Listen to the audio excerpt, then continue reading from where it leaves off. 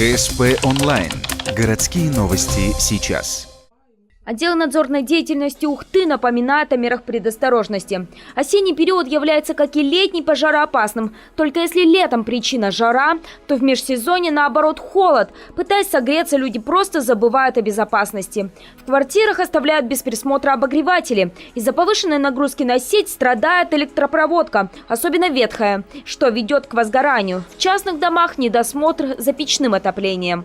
При эксплуатации печного оборудования необходимо обязательно проводить осмотр печи на наличие неисправностей и дальнейшее их устранение при их обнаружении. Также обязательно прочищать необходимо дымоходы от сажи и различных остатков, которые накапливаются не реже 2 раз в год, соответственно, обычно это весной и как раз-таки осенью. Также не стоит забывать убирать все предметы обихода от печи. Оставленная рядом стопкой вещь может легко воспламениться, что сделает ваше жилье или баню очередной графой в неутешительной статистике пожарных.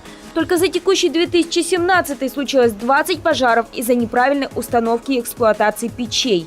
Всего же за этот год в Ухте зафиксировано 86 возгораний, уже больше, чем за весь 2016. Выросло и число пострадавших. 6 человек травмировано, 3 погибли.